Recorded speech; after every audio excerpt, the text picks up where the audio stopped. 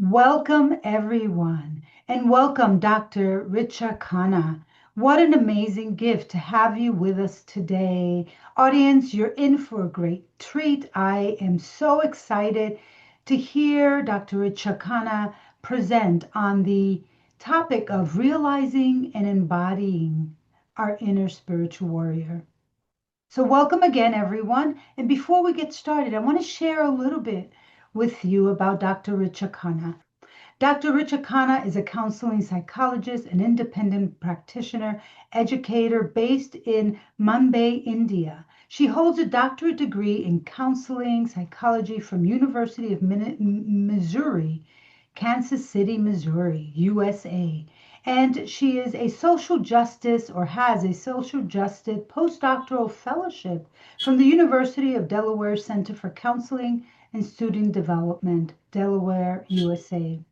Dr. Khanna has extensive cross cultural clinical experience, having provided mental health services to clients in both India and the United States across diverse settings, including corporations, schools, universities, counseling centers, and community mental health clinics, and adult inpatient hospitals.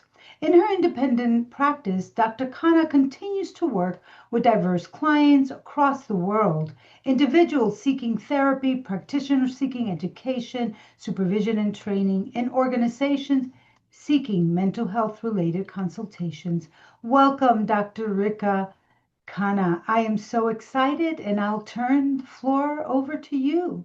Hold on, audience, you're in for a wonderful experience. Thank you. Thank you so much. Thank you so much, Santa, for the introduction and Mhm. also for inviting me to be a part of this wonderful symposium, especially for women of color leaders.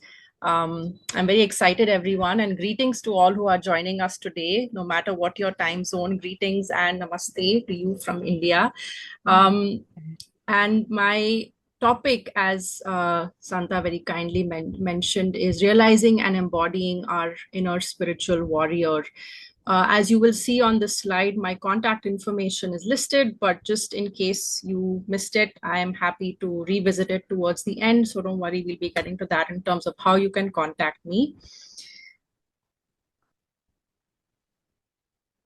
So in today's session, what is this about? I will be highlighting some very key aspects of my journey, especially my spiritual identity development and the unique role that humor and theater have played in my life. And I really hope that through this narrative, I can offer a bit of hope to women of color leaders who are especially feeling a sense of existentially, feeling lost or facing a sense of burnout or are seeking a sense of purpose and deeper meaning in their lives. So, again, the two dimensions that I will be covering today as a part of my journey are my spiritual journey and how humor has played an important role in my life, also intersecting with my spiritual journey.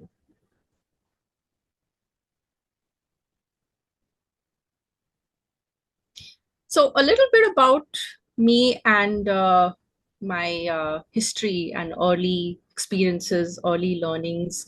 I was born and raised in Mumbai, but I have feel like I've had a fairly international life.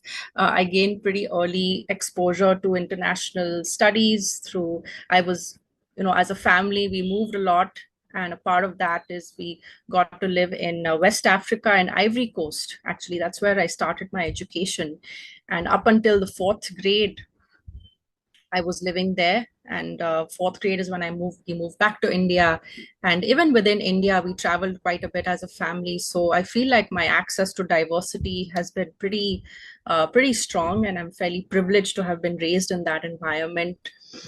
If I were to describe my temperament, I was pretty shy and introverted as a child. I was fairly anxious.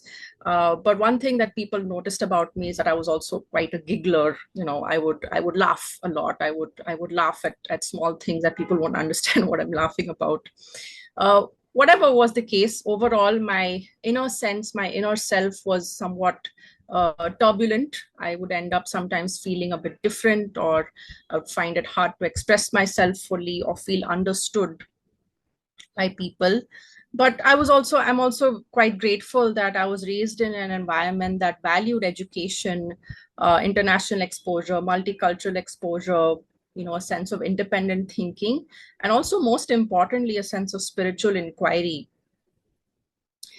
At an early age, there were, as there is in all of our lives as human beings, there is pleasure and there is always pain, because there's a sense of duality in our lives. So with certain painful experiences that happen at a pretty early age for me, especially in my teenage years, and I had a natural inclination towards asking deeper questions and seeking answers. uh, I graduated towards spiritual inquiry, and you can see a lot of the books that I have put here are the ones that have influenced me the most, and tell you a little bit about where my energy was going. I had natural inclinations to ask these deeper questions about life. The common thread being questioning the purpose of life and how to overcome pain and suffering. I was fairly reflective. I would anchor myself through these books, through journaling, and speaking to a higher being, speaking to a sense of a higher power, to find out really what life is about. Um, I'm a psychologist, and I don't think it wasn't too much of a question there as to what my profession would be, because given all this, I think falling into psychology was kind of an inevitable choice. So the other thing, like I said, the second dimension that I was going to speak about was humor, and a way to cope with life's challenges and enhance my resilience also became humor, uh, comedy, and eventually theater as a way to fully express myself, to create, and to develop a sense of comfort with myself, with my own body, so on and so forth. And we'll get to some of this as I gradually move along in this presentation.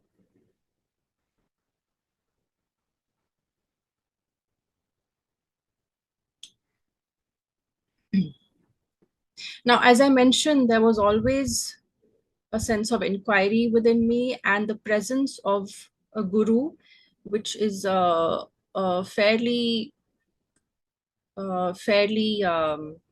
culturally, quite common in a country like India, where people tend to have spiritual gurus. So it wasn't just the cultural context, but in my home environment as well, there was always, I felt the presence of a guide, a guru, a known guide. And this was again in my late teens to early 20s. It's just something that I knew. It was never a conflict, or a question on whether or not it exists, but more a question of, what does it look like? What does it feel like? How is it affecting my life? And what should I do in order to be more in touch with it? And it was actually in my early 30s when I opened myself up to the concept of actual commitment to a guru and spiritual knowledge as being a disciple of a guru, which was fairly recent. So it was just been around, say, 6 to 7 or 8 years when that commitment really deepened.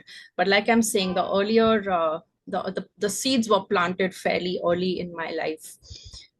Just for more information, the key tenets of my spiritual path they are based in meditation for self-realization, balancing my life through body, like a healthy body, a healthy mind, so physical health, emotional health, and soul evolution and spiritual growth. The core of this, of course, is the feeling and the idea of divine love. So, uplifting others and recognizing, and not only recognizing, I feel remembering that eventually we are all from the same source. And so, the guru that I was looking for was essentially to help me answer these questions as to how am I supposed to help create this balance in my life.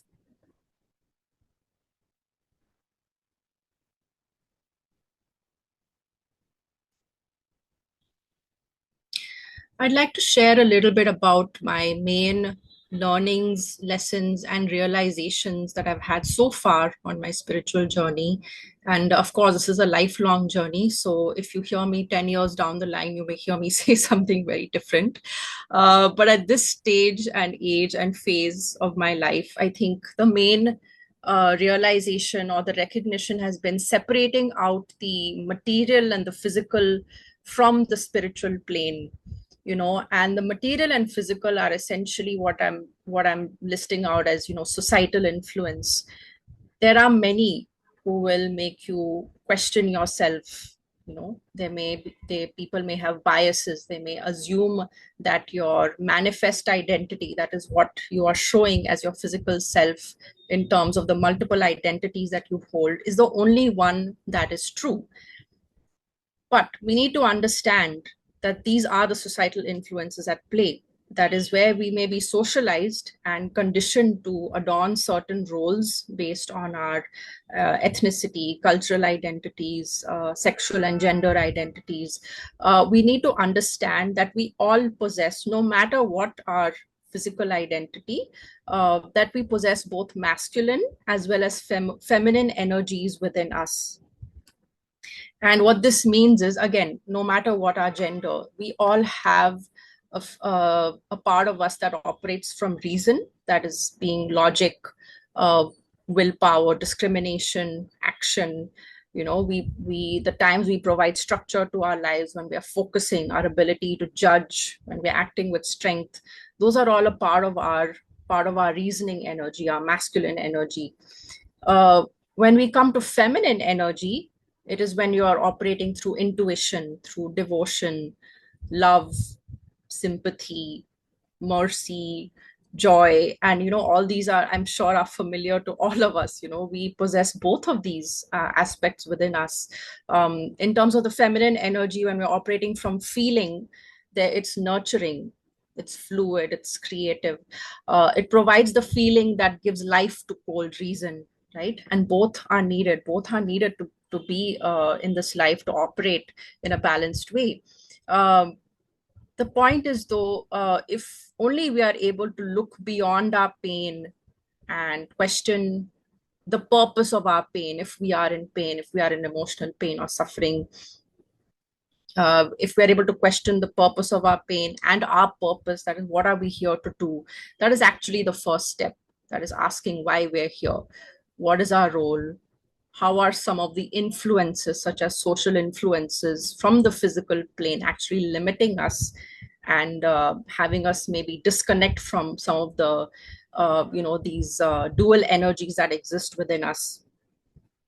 So I realized that my calling and my questioning when I was younger was essentially asking for a guide, and essentially to be free. Is that asking, how should I live my life? What am I doing here? But the important thing is, I only got an answer when I asked, which means I had to make that first step. I had to ask those questions that sometimes don't have very easy answers. You could be curious your whole life, you may not get answers, and you have to, sometimes you just have to accept that I may get an answer, maybe not now, I don't know when. But there's always a faith that there is something out there, and the faith is what kept me going. um, what's important to also cultivate that faith is to shut out the noise and go within. That's when we can actually listen to the truth, tap into our innate strengths and our true nature, which is at fundamental level is joy, is love, is peace.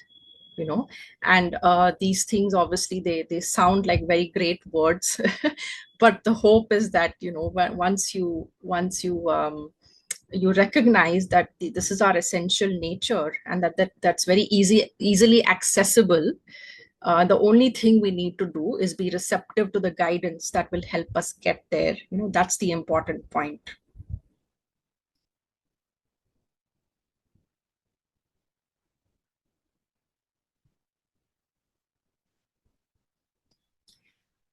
Okay, I'd like to spend a little bit of time talking about the second dimension that I had spoken about, which was the joys of stemming from humor, comedy, theater, and more recently, it has been improv comedy.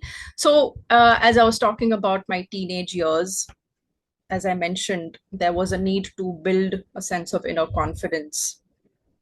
Excuse me. And I chose the space that would make one the most vulnerable, which is being on stage and choosing to join theater, you know. So typically what they do is they have you join a theater workshop. And once you do that, by they, I mean, the people hosting the workshop will have you do a show at the end as a showcase, so wherever you go, it's pretty much standard protocol to do that. So it's not just the classes and the workshops that your time is limited to, but you're preparing for a performance, and that's the actual test of how kind of good you are as a as an actor or as an artist. Anyway, for me it was essentially a source of fun. It was a way of getting out of anything that was uh, you know emotionally maybe making. It was also like a getaway. It was a getaway from anything that was painful.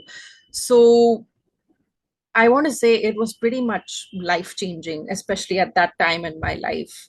It was a wonderful world of joy that entered my life through this. So in India, when I was in a place called Pune, which is around 3 to 4 hours from Mumbai, where I currently am, I joined a theater group, and I participated in a few plays that they did. First, there was a workshop, and then the show, and then there were a few plays that I signed up for that I also did that had us travel a bit, and it was a lot of fun. Um, the second time I did this more seriously was when I was studying for my PhD in the US. I joined an improv comedy group, and again there was it was a workshop I signed up for. Unfortunately, I couldn't do the show with them, but I took the maximum out of the time that I spent in their weekly classes and sessions. And as of last year in Mumbai, I have again joined another improv comedy workshop series here, which is ongoing.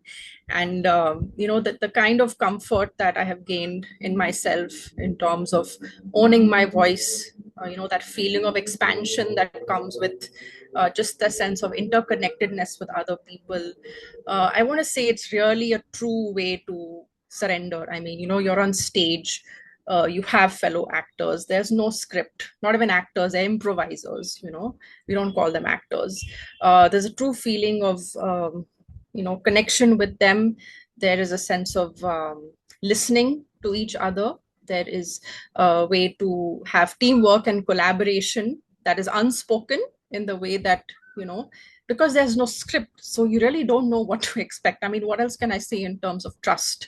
That is a true sense of trust, is when you're put on stage with people and have no idea what's going to happen, but that we have each other's back, right? We can really trust each other. So I think that sense of collaboration, that sense of community, has been a very successful way for me to just let go and to cope with whatever comes my way. And it's interesting because what we're talking about here is what most people would call a hobby. But for me, it's not just a hobby. I really think it's done something for me. It's changed in the way in which I operate. you know uh, Psychology and therapy, obviously a lot of our work involves listening and learning to be present, in sessions. And here it's the same thing I'm doing on stage. So the only thing that what's happening is it's reinforcing my my ability to listen, to be mindful in session. And on stage, it's trust in a non-professional space. It's a safe space where everyone is equally vulnerable. So if you mess up, it's totally okay. That's kind of allowed. You're allowed to make mistakes, and you just end up laughing. You end up laughing at others, you end up laughing at yourself, and you end up laughing with others. So I continue to do this. And in fact, it's truly the time that I laugh the most in my week is when I'm in those classes. So I hope I've made a very strong case for this. But no, I'm just kidding. It's a part of my journey. And I hope I've conveyed my excitement towards it, and that's pretty hopefully visible to you right now.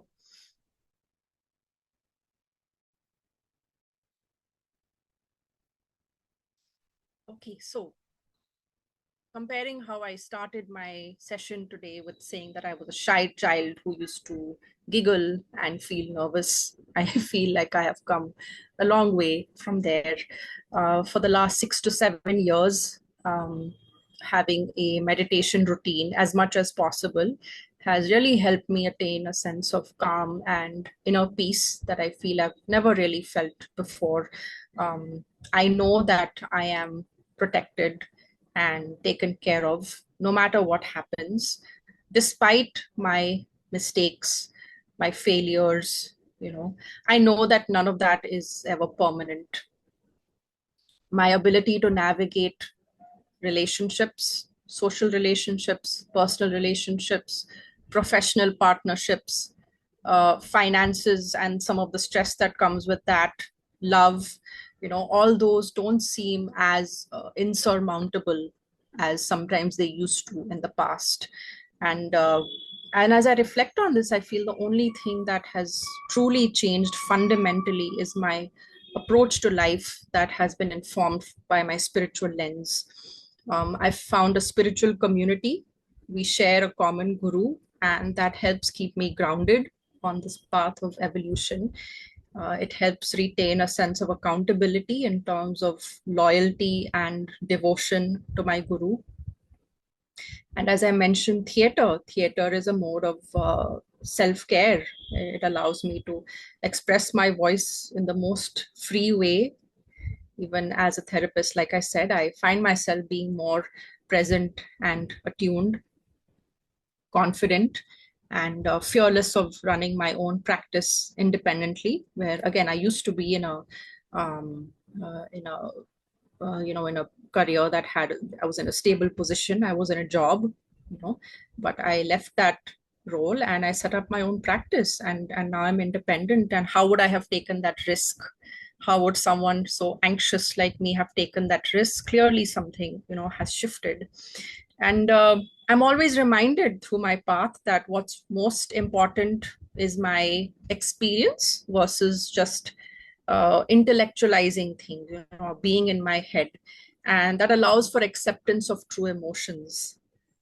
So the yearning is for that experience of joy, that love, that peace that is inherent within me versus constantly searching for meaning or trying to find a purpose. Because I feel like, once you feel joy, love, and peace, that already answers the question as to why I'm here.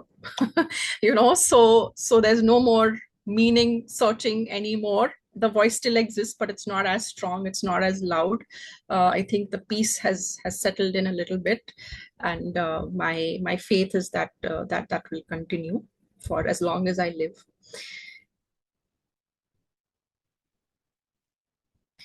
And you may be wondering now, what is my wish for you, and what would I like for you to most take away from this session today? And here it is. I know that as women of color leaders, as women leaders, we are sometimes, we feel the pressure to be put together all the time. We are constantly running against the clock. We are working around people's expectations of us, you know. But I hope that what's on this slide, this kind of final information and takeaway from me, is something that you remember and something that you find some solace in. Is that, this quote at the top, that we are not human beings having a spiritual experience, but spiritual beings having a human experience. And, you really need to let that thought sink in and, reflect on what it really means for you. We are all divine beings. We all have guides. We may not know it yet, but we all have guides. And like I said, they're just waiting for us to ask that question. There is an inner spiritual potential that we all have that is waiting to be realized. And we are definitely here for a purpose. We need to allow ourselves to to feel a sense of surrender. And I know surrender is very um, used very commonly these days. Sometimes, while talking to people, we say, well, just surrender, and I think that's not, it's not a state of inaction. I want to clarify, when I'm saying surrender is not a state of inaction, but coming from a state of, having faith that, if I'm confident in what I've done, say in a particular situation, I know that the rest will be taken care of, and I've done it with my pure heart and pure soul into it. That's what I mean when I say a state of surrender.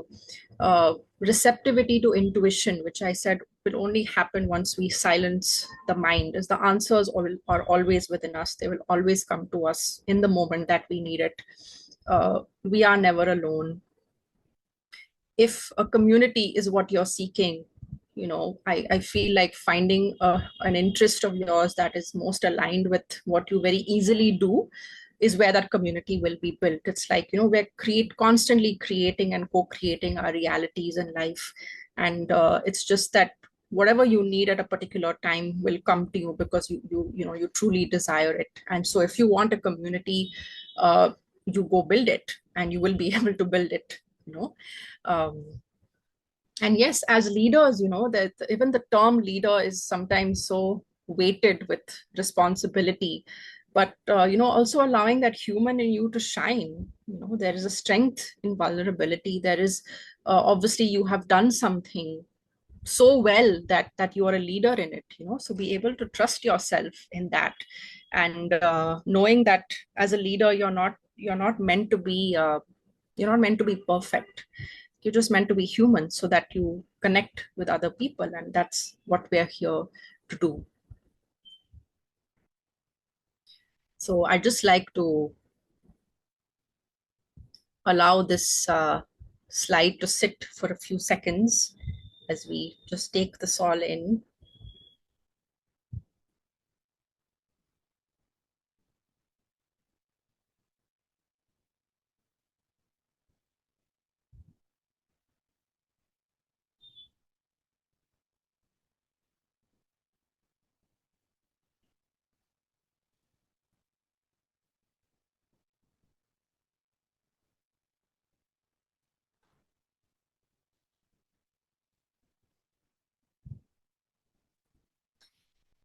And with this, dear folks, I'd like to close my presentation. The best way to reach me is via email, drkhanna2018@gmail.com. And there is more contact information that's listed on my website. It's www.richakhannaphd.com. And in case you like conversing with people on LinkedIn, you're welcome to find me there as well. The link has been mentioned. And thank you so much again, Santa. And thank you everyone for your presence and for offering time to be a part of my journey. Dr. Richa, I don't want to mess up your last name, Richa Khanna. There we Yes. go. There we go. There we go. Thank you so much for sharing your journey with us. And I heard a couple of things that I just want to reinforce or reiterate the importance of humor and laughter. We need to be able to laugh about ourselves. It's okay. And I don't know all of the scientific background, but humor relieves pain, relieves stress. And we all know how to laugh and find something to Yes. laugh about, right? The other thing that really called my attention was that statement, that yearning for joy, love, and peace. We spend so much time yearning for meaning, right? When really the deepest desire is joy, love, and peace. So thank you for that reminder. And then finally, this idea that surrender doesn't mean you do nothing. It means you've done everything to connect with whatever your higher self is and you trust it. So, again, a beautiful message. Thank you so much, Dr. Richa Khanna. I am really grateful to you for your journey and for sharing this part of your journey with us. Audience, I hope you enjoyed. I hope you've taken away what spoke to you. And then I have one question for Dr. Khanna. Guru, Guru. What is a guru? Who is a guru? Because, that term gets used by a lot of people. And I think people don't have a clear sense. So if you would close us out with just sharing, guru, what is that? Who is that? Yes. A guru, the term guru actually is is made up of two parts. Hmm. And the definition of a guru, in if I were to translate it, is the one who dispels darkness, someone who takes us from darkness to light, Hmm. Hmm. you know. And a Hmm. true guru is one who would do that. And Hmm. so Hmm. my guru, he's not a living guru, but Hmm. he's present in spirit. And for him, the only thing that he wants from me is for me to realize myself and to realize the divine within me. Hmm. So if you are looking for a guru, then this is what you're looking for.